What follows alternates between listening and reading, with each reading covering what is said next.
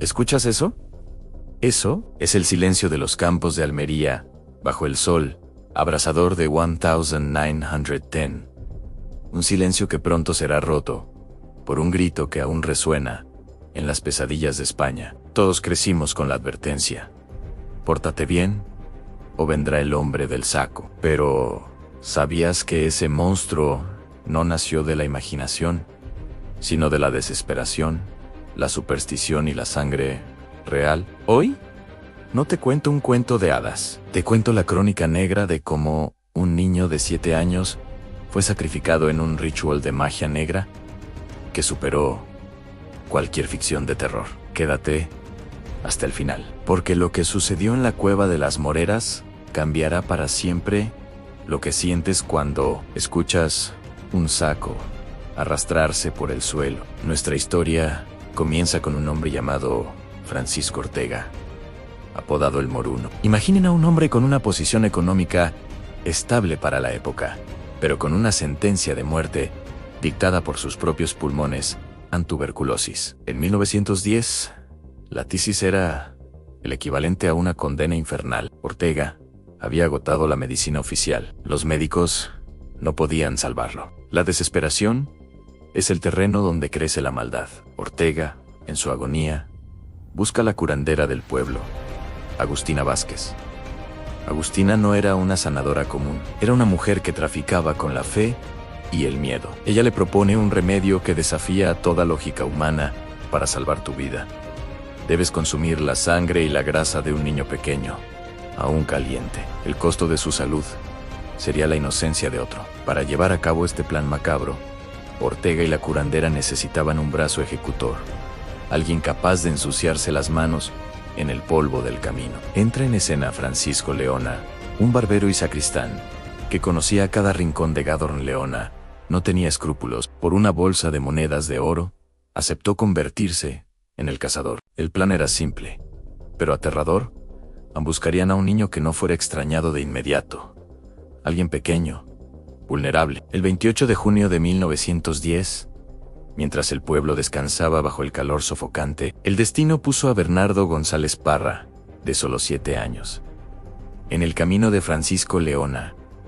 Bernardo estaba jugando solo, cerca de su casa. Leona se acercó con una sonrisa falsa, prometiéndole golosinas o algún juguete. Cuando el niño bajó la guardia, Leona lo introdujo rápidamente en un gran saco de tela gruesa. Aquí nace la imagen visual que aterrorizaría a generaciones en el hombre, con el saco al hombro, caminando por senderos solitarios, con una carga que lucha por salir. El niño fue llevado a una finca aislada, la Cueva de las Moreras. Durante horas, Bernardo permaneció encerrado, sin saber que su vida estaba siendo negociada por 3 adultos que veían en él no a un ser humano, sino a una medicina biológica. Esta parte del relato requiere una advertencia. Lo que ocurrió en esa cueva es el corazón de la crónica negra española. Bajo la supervisión de la curandera Agustina, Ortega procedió al ritual. Primero,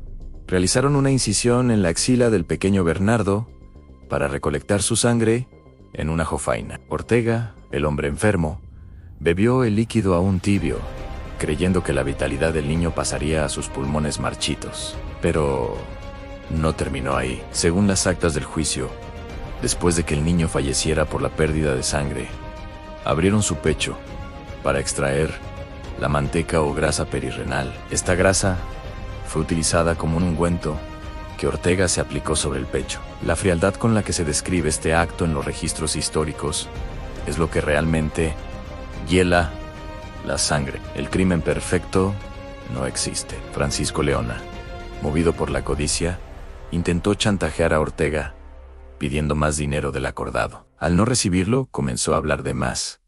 Además, el cuerpo de Bernardo fue mal ocultado bajo unas piedras en un barranco seco. Cuando el padre de Bernardo denunció la desaparición, la Guardia Civil comenzó una búsqueda frenética. No pasó mucho tiempo antes de que los rumores sobre el Moruno y su extraña recuperación llegaran a los oídos del sargento. Al encontrar los restos del pequeño, la verdad estalló con una violencia social sin precedentes. El pueblo de Gádor quería linchar a los culpables. El juicio fue un evento mediático nacional. España entera descubrió que en pleno siglo XX, la brujería y los sacrificios humanos seguían existiendo en las zonas rurales. Francisco Leona murió en la cárcel antes de ser ejecutado, pero Ortega y Agustina enfrentaron la pena de muerte por garrote vil. La defensa de Ortega intentó argumentar locura o ignorancia, pero las pruebas eran devastadoras. La sociedad española se dio cuenta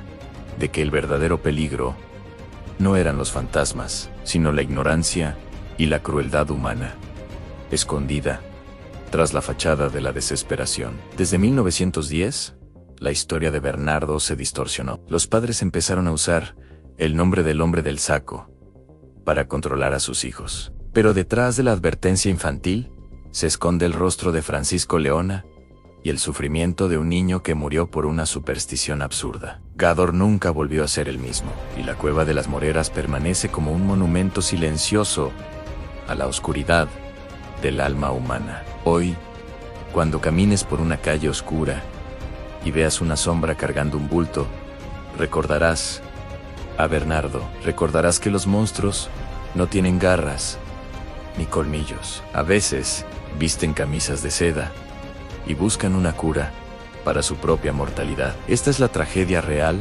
detrás del mito. Si este viaje por la historia criminal te ha impactado, no olvides suscribirte. Aquí exploramos las sombras que la historia oficial prefiere olvidar. Dale like si crees que la realidad siempre supera la ficción. Y cuéntame en los comentarios, ¿conocías el origen real de esta leyenda?